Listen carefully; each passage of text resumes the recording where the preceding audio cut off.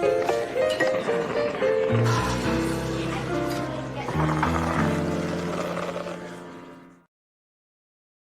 up, guys? If you're the types to have parties on draft night, I'm not talking about the let's just sit around the TV and watch. I'm talking about the full-blown, like one of those big metal tubs of popcorn. You know what I'm talking about? Okay, and there might or might not, but depending on who you are, be alcohol, and everybody's getting all into it. You might even have towels and stuff, and everybody's super stoked, and it's 8:00, and you're wishing that the Browns or the Bengals were on the clock, but instead it's the Titans. Whatever, you're still into it, and you're having some fun. Maybe there's music on. Maybe you just have the sound from the broadcast, one of the broadcasts on, and you're getting really, really into this. And then you find out that your favorite team that was supposed to pick at number 21 trades down, as in down, as in out of the first round, as in all that popcorn for nothing.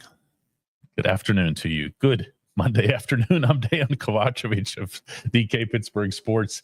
This is the double shot of Steelers. It comes your way at 4 p.m. Eastern every weekday.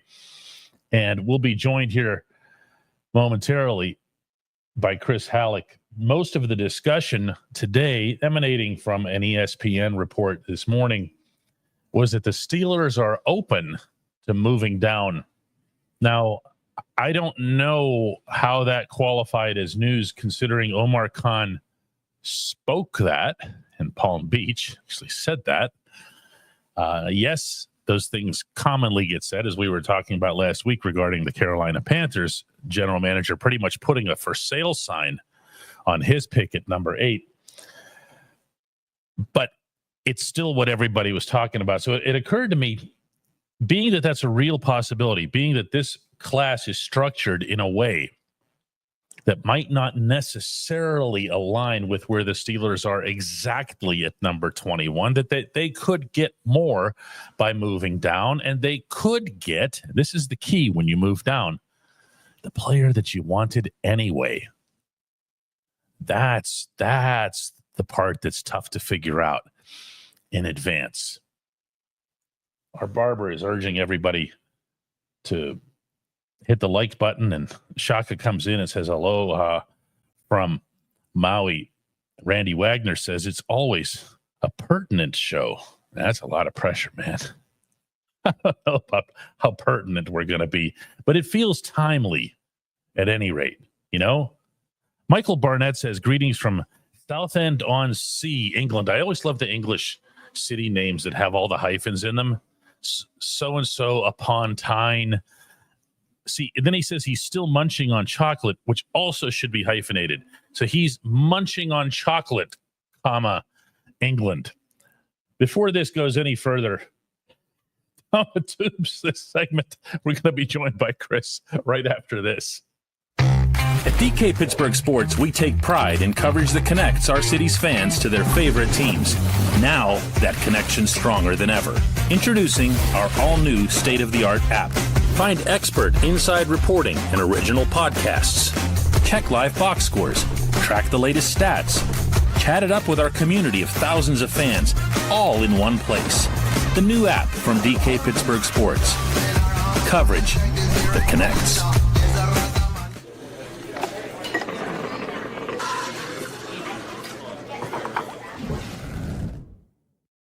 You and I, Chris, we're going to have to start getting used to these hyphenated names. It's possible. I don't know if they have them as much in Ireland as they do in England, but there's a ton of those in England. Everything is something upon or something on this. You know what I mean? Seriously, just take like Google Maps or something and just magnify, and you'll see a bunch of these. So Michael Barnett is officially from Munching on Chocolate, England. Here, James Erie on the Lake sounds good. What about Mistake on the Lake? Oh, I know where that is. Yeah, Mistake on the Lake, comma, Ohio. Do we like that one? I think that's a good one. I petition for that one, especially since the Rock and Roll Hall of Fame is there. It's all fitting. Well, the Rock and Roll Hall of Fame is full of mistakes. It sure is. Which we could do on some summertime episode or whatever, whenever things are really, really down in the football world. As it is, the NFL draft does begin Thursday night, and the Steelers are supposed to pick at number 21. Chris, what are the chances that they'll stay there? What are the chances that they'll move down? And heaven forbid, what if they move up? I think trading up is pretty unlikely.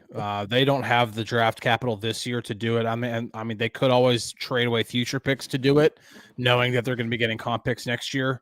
But from everything that I've been hearing throughout this entire draft process, there are one of two things that they can do. They can stand pat at 21, and the best way you can view, well, we don't have a second round pick. Well, they used their second round pick on a wide receiver, and his name is DK Metcalf, and he's a pretty darn good wide receiver. There's no guessing on what you're getting there. The second part of it that you can figure out is if there are teams that are willing to trade up and you like what's all left on the board, by all means, trade down, whether it's 4 spots or 8 spots. If you like what's left on the board and you do process of elimination by, if we trade down this many spots, we're guaranteed to get this or one of these 2 or one of these 3 guys, and you can gain some extra assets. I mean, what's one of the main jobs of a general manager in sports, almost regardless of sport? And that is accumulate assets. Exactly. I mean, we've been praising Kyle Dubas for doing that with the Penguins, and Omar Khan is starting to do the same thing with the Steelers by playing the comp game. He's about to get the maximum of 4 compensatory picks next year, which means if they don't trade anything away, they'll be in line to have 11 draft picks next year. That's a heck of a haul that they can get, or they can use those assets to go get whoever they want.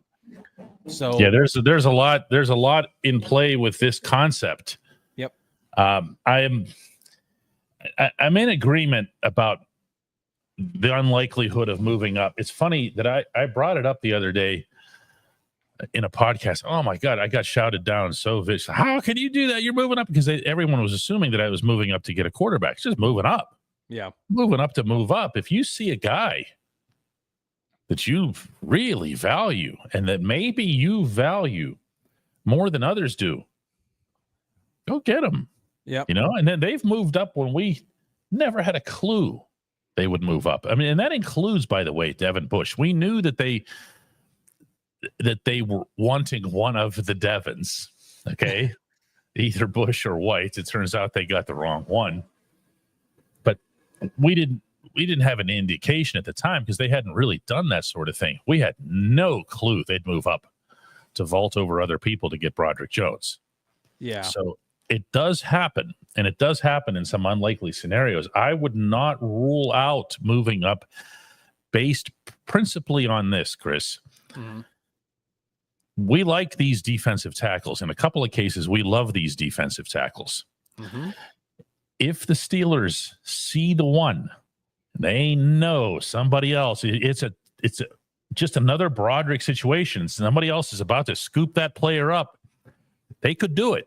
So don't just completely rule it up, and don't also confuse the idea of moving up to mean moving way up. Yep. Yeah. If you have to get the one thing you want to try to do in the draft is identify your guy, no matter who it is. And obviously, we're talking about from the Steelers' perspective.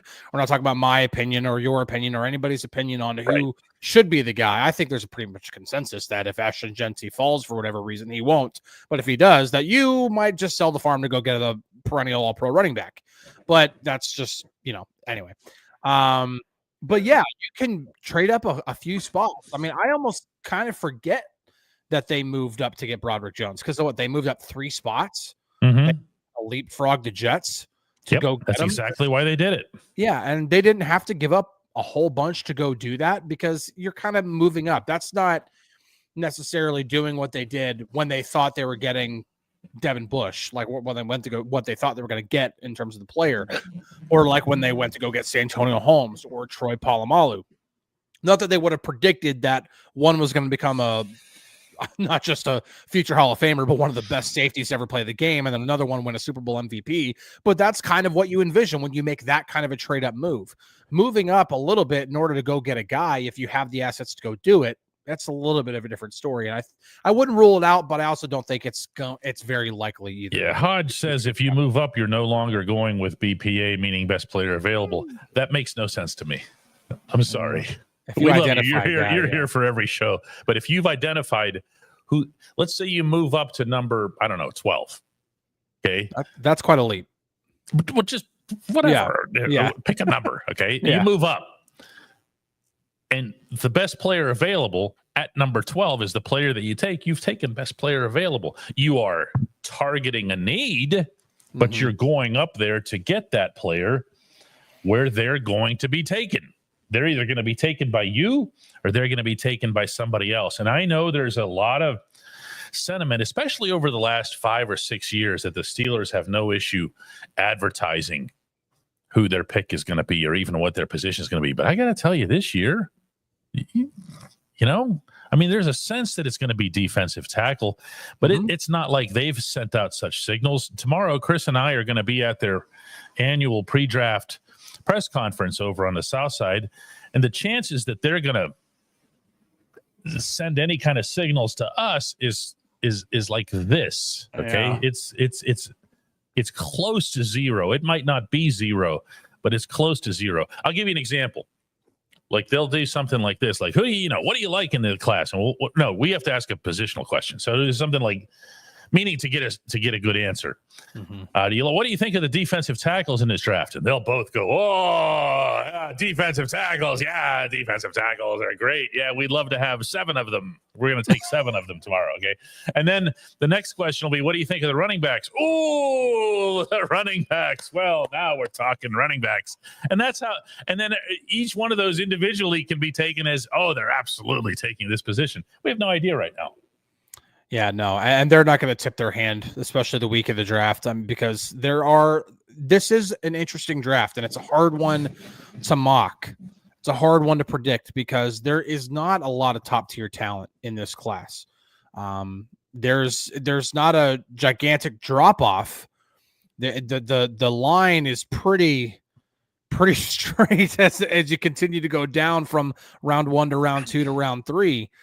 There's not a huge drop off, but it doesn't start off very high either. There's a few really special players, and then outside of that, it's that's why I keep saying day 2 is the sweet spot of this draft, rounds 2 and 3, and that's why I do think that there is a concerted effort, and I've been saying this for a couple of weeks now. There's a concerted effort to try and get back at least another pick on day 2. Doesn't necessarily have to be a second-round pick, but at least another third, so that they can take advantage of that. But again, it takes 2 to tango. If there's nobody to trade back with, there's nobody to trade back with. Like, you just can't force something to happen.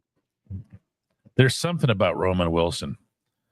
We have all these Roman Wilson questions in today, and actually there's nothing at all, to borrow the term from earlier, that's pertinent about Wilson to this discussion. It's just that all roads lead to questions about Roman Wilson.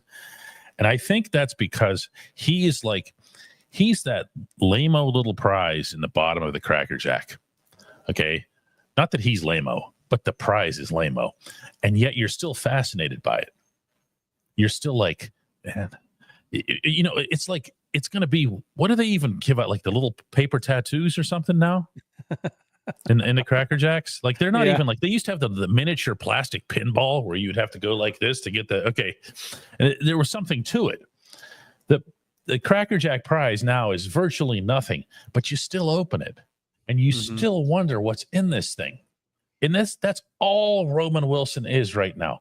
Understand, please, Roman Wilson suited up for an NFL game fairly late in the season. I want to say it was Landover. I could be wrong. Okay. It was either Landover or Philly or something like that. He saw 5 snaps. He wasn't targeted. He wasn't involved even remotely, peripherally, in any of the 5 plays that he was out there for. They were 5 offensive snaps.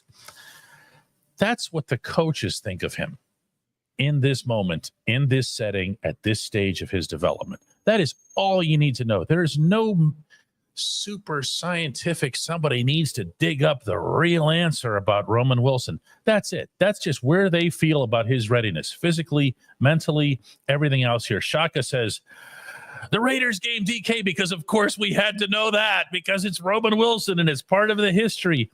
Phil says Roman Wilson is this year's Corey Trice. No, we knew exactly where Trice was. We knew exactly what they thought of him. We knew exactly how hard he was working to come back. And the kid came through. He's still, he didn't exactly shine in year 2. He didn't have the big explosion a lot of people had hoped for. But we knew where he was. Okay. Roman is just, James says here, he's Phantom of Southwater Street, England. See that with with all the hyphens? I put Roman Wilson in the Calvin Austin category. The difference is that Austin's injury literally kept him out. Like he could not play through it. Roman Wilson, I'm not going to write a guy off for pretty much having a redshirt rookie year. That's the but best he's way to not look that at interesting. It. That's what I'm saying, Chris. The whole thing isn't that fascinating. He's a mid-round pick who just didn't crack through in the first year. Big deal. Yeah. And now there are all kinds of conspiracy theories come, and look at our comments start. All of a sudden, they're talking about Roman Wilson. Hey, everybody, they're talking about Roman Wilson over here.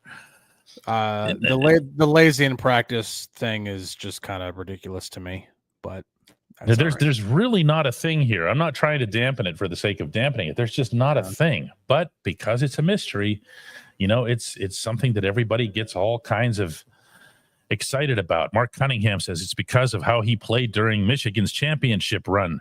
DK, how would I know about that?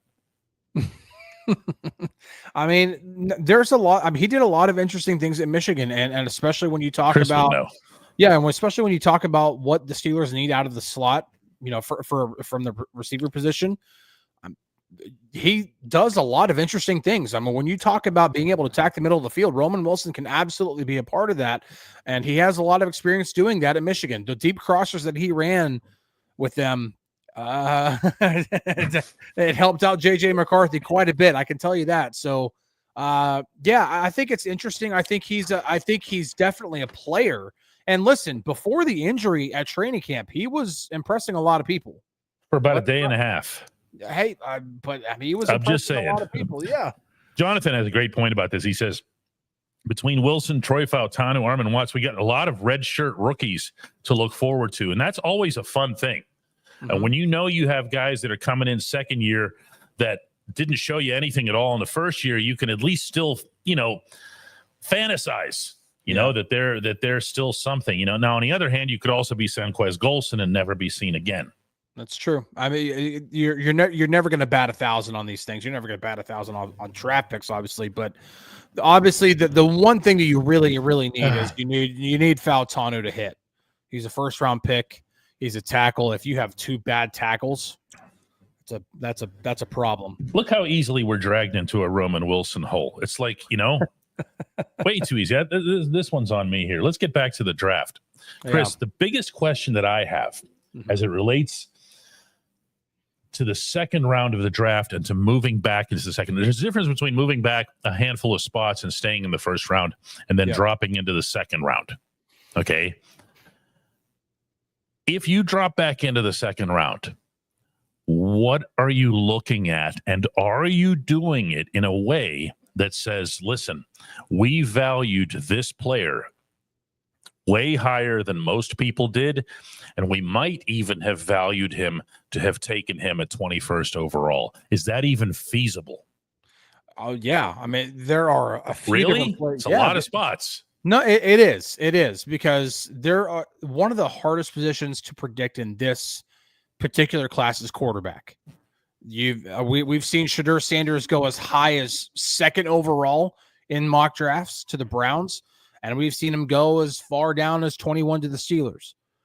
That's quite a ways for the second best quarterback in the class. I don't care about the strength of the position or not. Probably should. Jalen Milroe has been mocked as high as 21 to the Steelers and as low as about the 3rd round throughout this entire process. That's an even larger window. Yeah. And you don't know. And if this, and the thing is that we don't know, but the Steelers have a much better idea, and the 31 other teams have a much better idea about where these players are going to go. And so if the Steelers think for whatever reason that Jalen Milroe is their guy, but they know they can get him if they traded back to have one of the first picks in the second round, and they can pick up another second round pick or even a couple of third rounders and really use day 2, like I said, which is the sweet spot in this draft, to really improve the roster. And maybe Milroe is your guy that you want to draft, have sit for a year or two, and then he can develop. Jeez. But I'm just saying, like, if it's all about who they're identifying as their guy. If it's Darius Alexander, he's probably not going to be there in the second round. You probably are just looking to trade back a few spots. Trading back all the way into the second round, pretty much giving away your first round pick. Number one, you better be getting a heck of a haul back. You better be getting multiple day 2 picks back in order to trade back. Because you're really dropping. That's my point. Crazy P says, you get the first round talent defensive tackle. And then he quotes the great philosopher Michael Tomlin. And he says, if you have red paint, you will paint your barn red. I love it. It's such a good. She's looking at me like I'm nuts. Tomlin says this all the time. If you have red paint, you paint your barn red. If you got it, yeah. Okay, that's a great. One eyebrow went like this. Is like, I'm good. Okay, she's good. She's good with this philosophy. The Steelers would love. Okay, let's get real here. Okay, let's talk about the one pick at one position that would excite them more than anything else. And when I say them, I'm just talking about Tomlin. Okay, because he is them, and them is he. Okay, or something. You get him a defensive guy. You get him somebody that he feels is not just high pedigree athletically and everything else here, but high character. Okay. All the, the way he talks about Cam checks all the boxes. And he can bounce, and he would bounce into that room to see us on Thursday night. All else goes out the window. For me, when in analyzing this draft, any component of it, move up, move down, position this, position that, quarterbacks, other players, it still comes down to watching Tomlin come into that room with an extra little step to him. And he will do that if he gets the defensive tackle. Yeah, I do believe so. And this is, I do fully believe this. This is not just a Tomlin thing. This is an organizational philosophy that they are going to build up. They are following the Eagles model. I don't think that's an accident. Andy Weidel was taken from that organization when they hired him. Omar Khan is very, very much a cap guy / analytics guy more than an actual old school scouting eye test type of guy. Mm-hmm. But then you still have some old school in there. Mike Tomlin definitely leans more on the old school philosophies more than the full. So you have a good blend. But I think everybody knows, and the Eagles just proved it, that if you have a dominant front on either side of the ball, it opens up a lot of stuff that you can do. The offensive line, if they develop the way that they drafted them to develop, they're going to be able to do a lot more things on offense, almost regardless of who the quarterback is. That's right. Same thing on the defensive side of the ball. Win the trenches. No one said, I had red paint. I ended up painting mostly me. Was a bad day.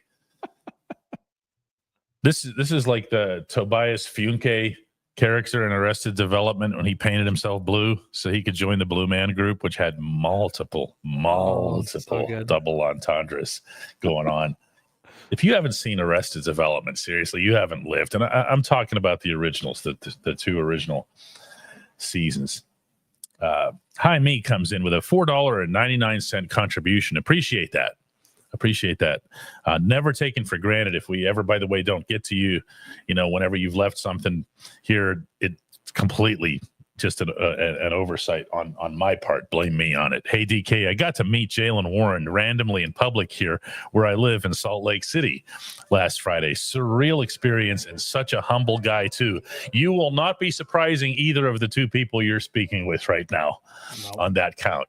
Jaylen Warren is all of that, but also in tough settings.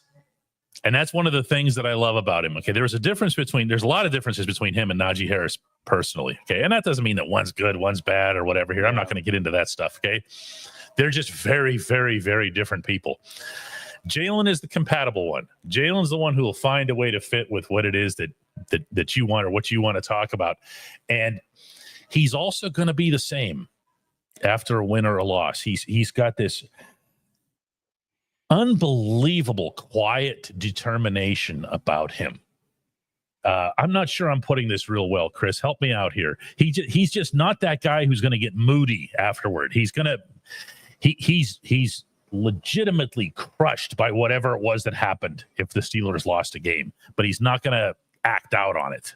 He's very, very soft spoken. He is not a guy. I mean, it is a bit of a conundrum with him because you can see how much he cares about everything, but he's not the type who's, at least not whenever we're in there, to yell and scream about it. And from everything that I've talked, from other players that I've talked with, asking about, some of the stuff that goes on behind closed doors, it doesn't even seem like he's that kind of a guy, even whenever the media is not around.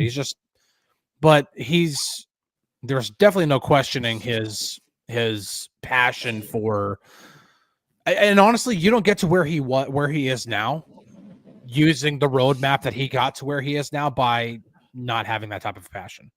And there's always something different about those undrafted, low drafted guys. Yeah. Okay. With an even, including a certain 6th round pick in franchise history who would go on to become nothing of the kind, but certainly started out that way. AB was the humblest, most yes, sir, yes, this, yes, that when he came up. Not that you should necessarily be that. Be who you are. I'm just saying what Chris is saying is dead on. There's something about that necessarily humbles you or defines you, shapes you, focuses you, the way you hear so many guys who sit through 3, 4, 5, 6, even all 7 rounds and don't hear their name called after they put their whole life into being really good at something. Rhino says, are we going to get a nose tackle and an end with how deep this group of defensive linemen is? Could there be 2 defensive linemen in this Steelers class, Chris? Absolutely. There are a number of guys. Now, listen, the old school nose tackle really kind of somewhat no longer exists. Everybody has to be technique flexible nowadays. And when I say technique, I'm talking actual football terms and playing a 0 technique or a 1 technique, 3 technique. And those are just where you line up in regards to against the offensive line. But everybody has to be a little bit versatile. Kenneth Grant out of Michigan is a really good example of more nose tackle-ish. Chris's guy. Definitely my favorite of the first round guys. But he's more of a nose tackle type of guy, and definitely more of that build. He's huge. He's hard to move when he's anchored well. But he's also versatile enough to slide all the way out to what would be your typical defensive tackle in a 4-3 front.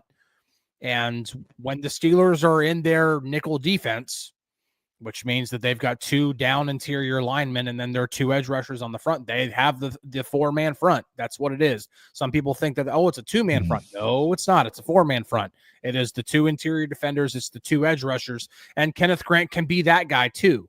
And there are a number of guys, when you go down the list of the rest of the defensive tackles in the class that are more nose tackle, like CJ West out of Indiana, for example, he's also more flexible. A lot of these guys have to be. So yes, taking 2, absolutely. I think it's absolutely a possibility. 100%. Randy Wagner has the easiest question we'll be fielding all day, which is if Omarion Hampton is available at 21, would it be a sensible pick for the Steelers? No, it would be. You run to take him at 21. He's a specimen.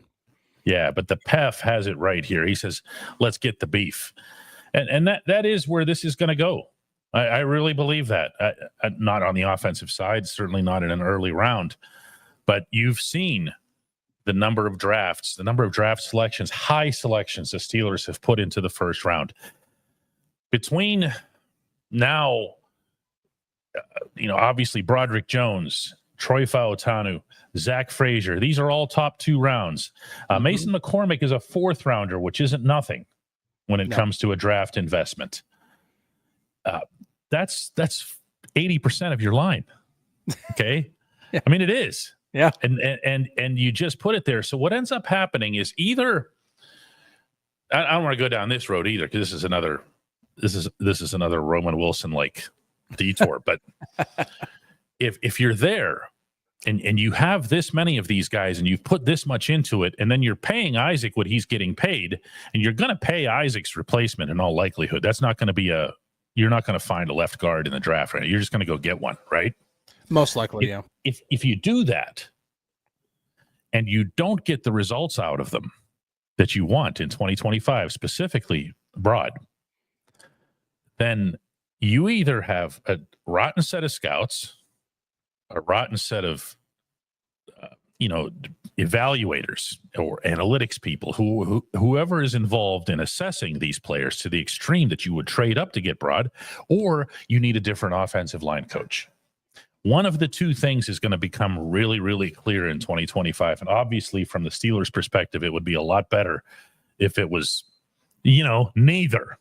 Yeah. if they just finally got it all together. Mel says, "I'm just glad Jaylen can afford his fines now." Do you remember that? Yeah. Yeah. Now he's getting a heck of a pay raise, yeah. Michael says, "Hey, DK and Chris, I'm late to the show today. Have you heard about any movement on TJ's extension?" You're not going to hear anything about that for months. No, not for a while. Yeah, and they don't have to do it now. And listen, there have been some, there's been some speculation. Again, this stuff just starts usually on Twitter, which is just a cesspool. But that somehow that TJ's extension isn't getting done because of the waiting game with Rodgers.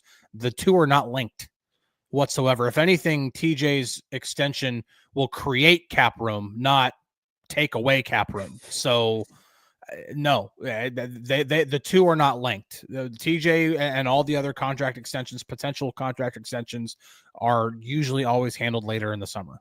They just are. Fishing for Trout asks if it's raining here downtown. It was. You can still hear, if you hear the buses and stuff going by here, they're kind of rolling through some water, but it's tapering off now. That's your weather update. Pie Guy says, "You would like Kenneth Grant at nose tackle to kick out Keanu Benton to a 5T or a 3T with Captain Cam as the 3 in the front." There's all kinds of formations that you can do with this, including, remember, most of the Steelers formations are with how many down linemen? 2. That's right. And for as much as everyone talks about the 3-4 and they think of the standard alignment, and even there's still a lot of people who think of the nose tackle as the old Casey Hampton style. When the Steelers were at their most dangerous in recent years, it was with 97 over here and 91 over here and wreck everything. And that's the way the Eagles do it right now. They have, most of the time, they run a 4-man front.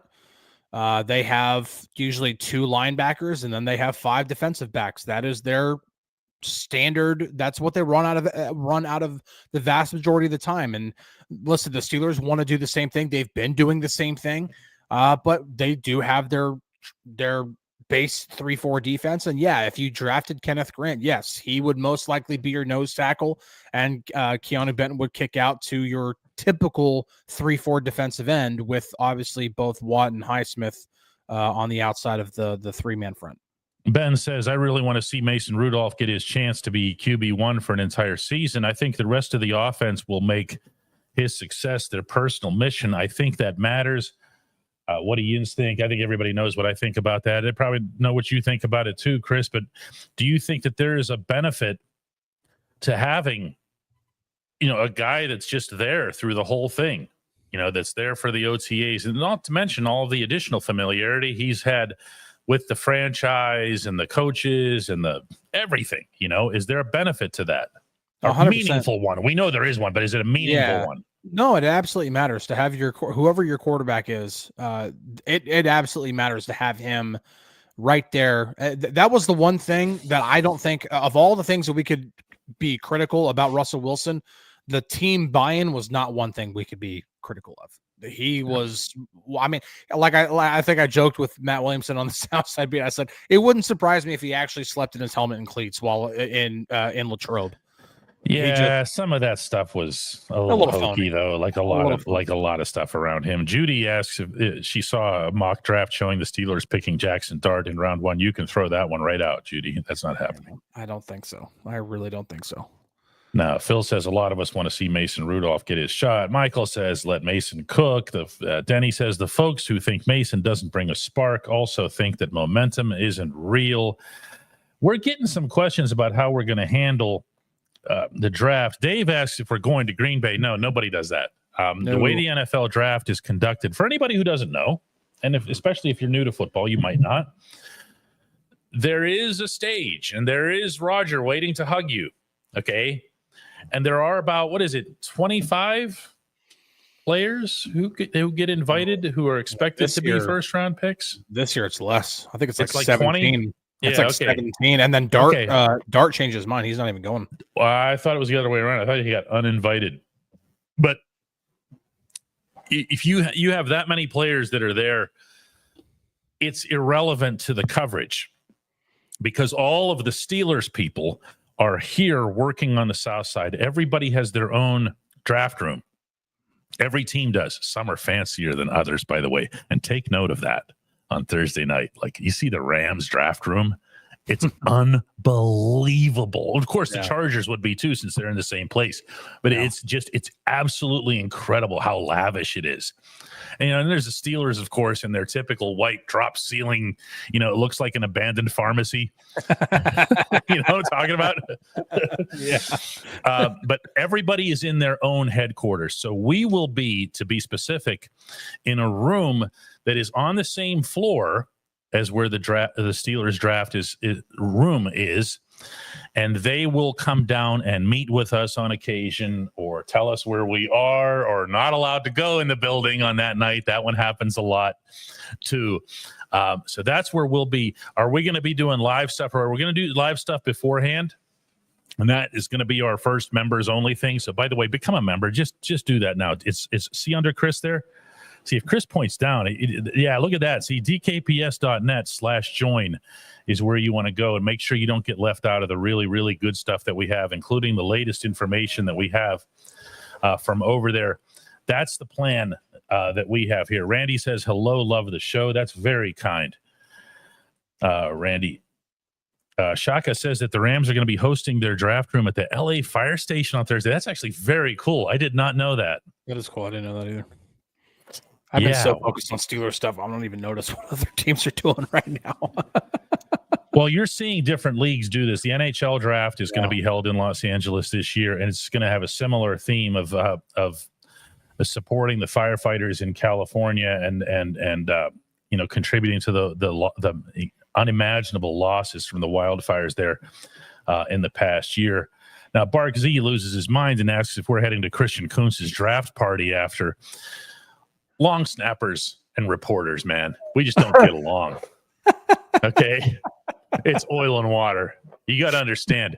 The running gag is, and this is Tomlin's running gag, and I'm sure Chris has heard it 100 times. But Tomlin will walk into the locker room and he'll say to the reporters in general, he'll go, "Christian Kuntz is available over here. Christian Kuntz, everybody." And Kuntz is just sitting there wondering why the strays hit him, just going. Good stuff. James Fairfield comes in with a couple of bucks. That's also appreciated. Mark Collins says, if the Steelers draft Shedeur Sanders or Jalen Milroe, quarterback in the first round, I am definitely done as a Steelers fan. I am tired. I got to do this with conviction of these idiots running the Steelers organization to the ground, starting with the owner and the coach. I needed so much more indignation in that, Chris. I failed in my mission. Listen, I've seen this reaction a few times because I did write something on DKPittsburghSports.com over the weekend saying, what if it is a quarterback in the first round? What if they do take one in the first round? That most likely won't, but what if all the defensive tackles are gone? What if all the running backs are gone? What if the receivers are gone? What if they do? Listen, nobody knows right now what's going to happen with Jalen Milroe. Nobody knows. He has not played one single snap at the NFL level. You may think, based off of what you've observed watching, you may have watched every single Alabama game. But did anybody watching Tom Brady at Michigan think that he was going to turn into the greatest quarterback who ever picked up a football? He went straight to Brady. Did you see how he did that? I mean, come on, but let's just be real here. Nobody really knows what's going to happen. So to write somebody off before they even take an NFL snap is, in my opinion, irresponsible. Now, it's a gigantic risk. I'm not denying that whatsoever about Milroe. He could hit and become Lamar Jackson. He could whiff and become Jamarcus Russell. I mean, Ooh. Yeah. I mean, we're talking anything in between, and we're talking about that wide of a potential whiff. But that, by the way, is Jamarcus on Oakland. Is where he's from. Not Jamarcus on Vegas. That would be a modern Jamarcus if he were to be taken. Jamarcus on Oakland, and did not work out so well.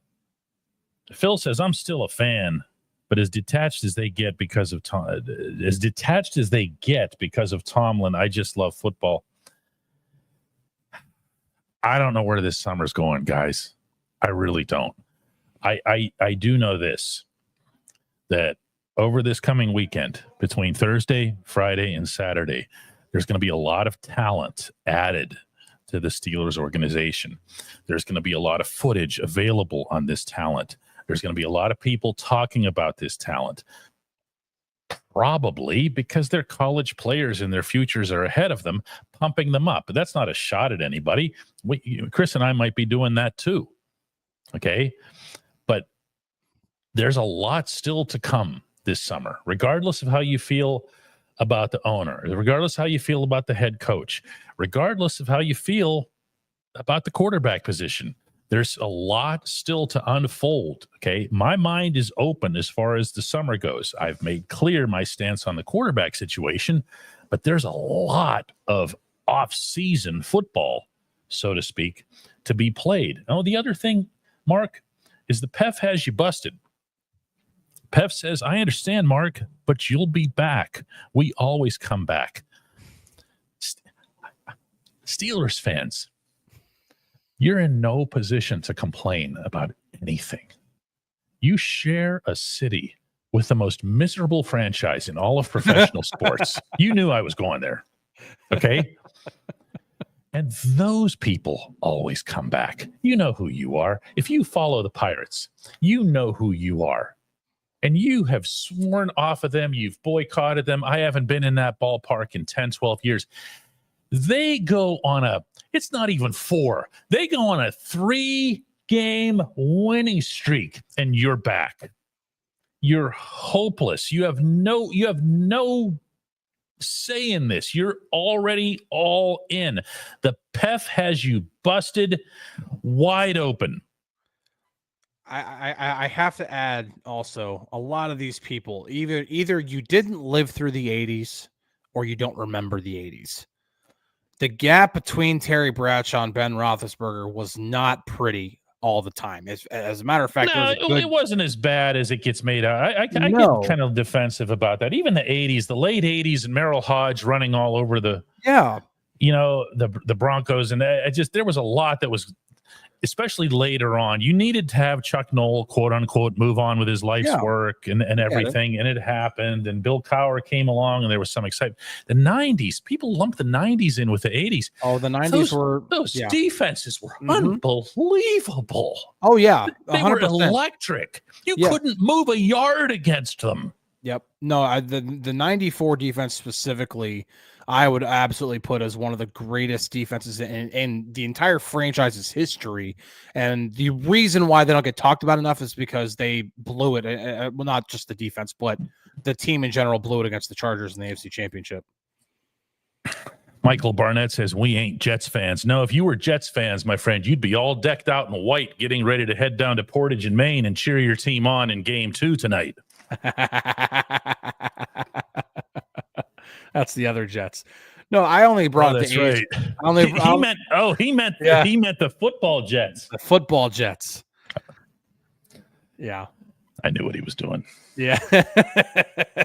you can see where my mind is toward tonight. There's 3. Is it 3 games tonight or 4? I think it's 4, maybe. I think it's 4. I think this is the first of the NHL, the Stanley Cup playoff nights, where you have to do the picture in picture and sliding back and forth. You have to, you know what I mean? Yeah, it's 4. You got to be really nimble with the remote tonight. Yeah, it's definitely 4. Yeah, I only brought up the 80s because of that time, because as great as those defenses were, like the quarterback carousel. I'm not saying there weren't bad quarterbacks. The football Jets and then are the other Jets. The quarterback carousel was one of the main reasons, and that's why I keep going back to all the vitriol toward Tomlin and Art Riddick. You know what gets fixed really, really quickly is when they get their next franchise quarterback. That's it. That's it. But even then, the Steelers had quarterbacks. It's just they all get lumped together. Mm-hmm. You know, Neil O'Donnell was actually a really good quarterback who had won a hell of a lousy Super Bowl. He was a really good quarterback after he left. Routinely was putting up 300, 400-yard games.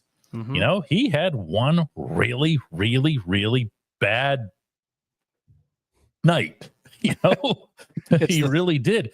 Cordell Stewart, if you put him in the modern NFL, he's a legend. The league wasn't ready for him. It wasn't the other way around. And the Steelers didn't know how to use his talent the right way. No. And then I'll make him a wide receiver, I guess. I don't know. Yeah. You know, there's but the 90s never cut up on the 90s and all the AFC championship games. Mm-hmm. And that was a glorious time. Three River Stadium never rocked the way that it did in the 90s. You know, I remember seeing highlights from the 95 AFC championship game against the Colts and seeing the stands literally shaking. Like literally shaking. It's hard to describe what the atmosphere was like at Three Rivers in the 90s. You know, Brent says, was there ever an NBA team in town? That depends. What's an NBA? It's Pittsburgh, man. There's no I don't NBA. Want to talk about the NBA right now. There's no NBA. Oh, yeah. You're a Dallas guy. I am very, very disillusioned would be the word for that. Even I'm aware of that trade. The worst GM in all of sports. Oh no, that's the worst GM in the history of all of sports. That's what I'm saying. That's what I'm saying. I'm not that. It's not hyperbole either. I could go on for hours about the Luka trade. Yeah, we'll take a couple more today. Mark Cunningham points out that ironically, O'Donnell wasn't even known for throwing picks, let alone flagrant hand you 6 points type picks like he did to Larry Brown twice. Still twice. Super Bowl MVP. I know. Larry never Brown. Did anything else. Never did another thing in his life. Just happened to be standing there when the football came his way. Yeah, Pep says, could you imagine if social media was around when Cowher still couldn't win the big one? That was a big thing, though. Everybody forgets that now. Is that Cowher was, he'll get you there, but he won't win it. And they were going to get rid of him over that. All he was doing was taking you to the precipice of greatness year after year after year, and you were going to throw him out because he couldn't beat the Chargers and Alfred Papuno, or was it the Colts they lost to the 1 year? Mm-hmm. They lost to the Broncos in '97. They lost to the Patriots. That was here. Yeah. Oh, that was the other thing that hurt about all these games was that they were all here. Yeah. Yep. All those AFC Championship games were in Pittsburgh. But you know what? But you know what's really funny about the whole Cowher thing is that, there's a little bit of truth that Cowher was, all the teams would be good enough to get to the AFC Championship, and then they couldn't get over the hump. But the second they got a quarterback, they went 15-1 and went to the AFC Championship with a rookie quarterback, and then they won the Super Bowl the next year. It's just hilarious. Without really the quarterback leading the way, I should add. Yeah. Okay. Well, Ben wasn't at his best. Certainly not in the Super Bowl itself. Ben was not. at his best. But see, when we think about Cowher, what we think about is, well, at least Cowher got them a bunch of wins. And we like Cowher yelling and spitting on the sideline. And we really liked whenever he stuffed the picture into the ref's pocket. And we especially liked it when he screamed and showed that jaw at the punter whenever the punter, Josh Miller, would come off and Cowher would yell at him. But what everybody doesn't recognize is that Cowher let a lot of his players just get away with murder. That if Mike Tomlin was doing it, like Santonio Holmes and these other guys that got away with murder. And if Tomlin did that, it would be, oh, he's a player's coach and whatever else here. But Cowher was just okay. You know, that was all right by him because he had that reputation. Same thing for Chuck Noll. Yep.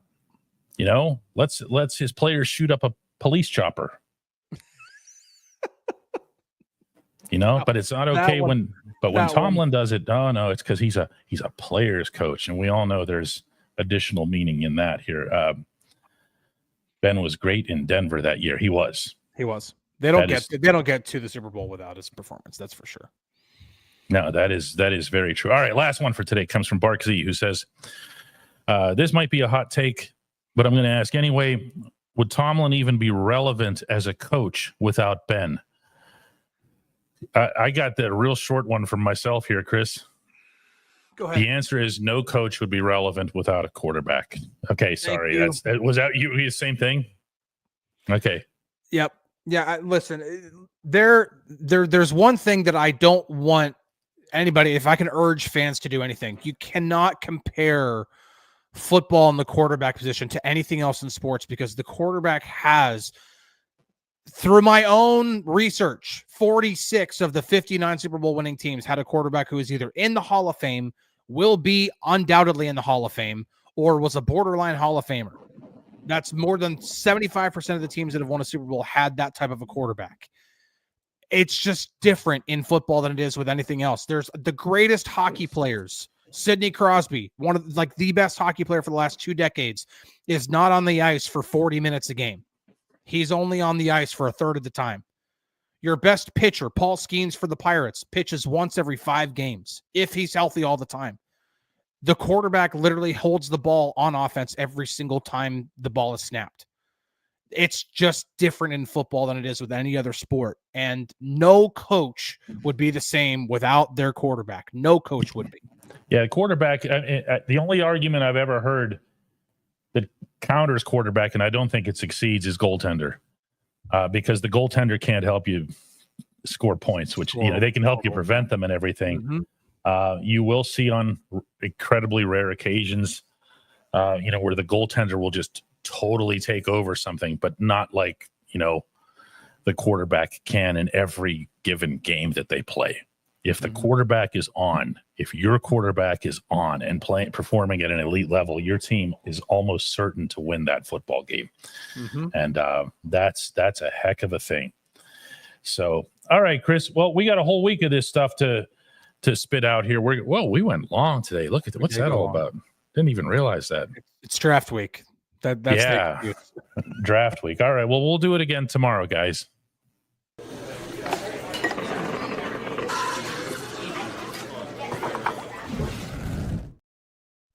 Yeesh, we did go long. I didn't even realize that. I didn't get a finger wag from over there or anything.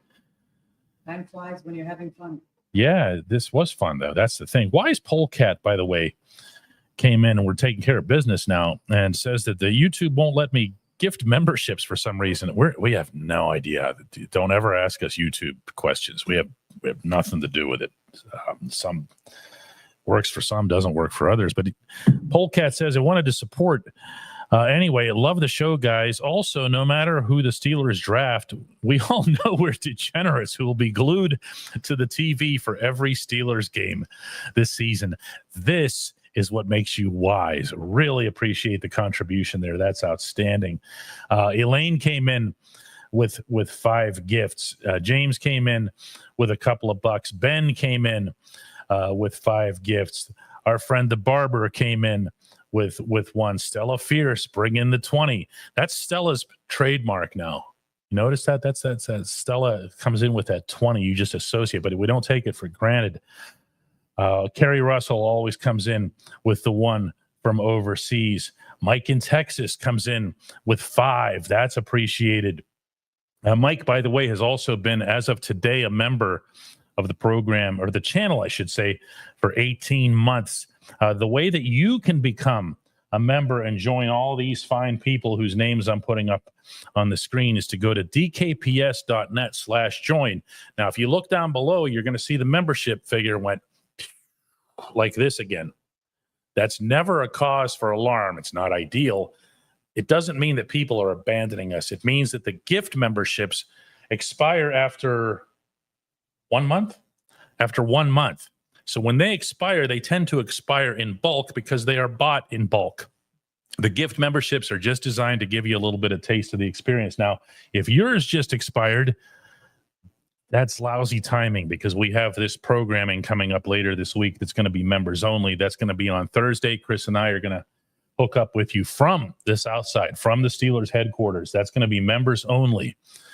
So the time to come in is now. It's dkps.net/join. It's 99 cents a month. And by the way, it's not just for this episode or even just this show.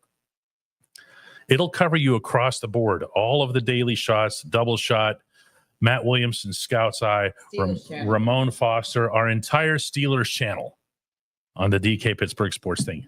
The entire Steelers channel, everything that's on there, dkps.net/join.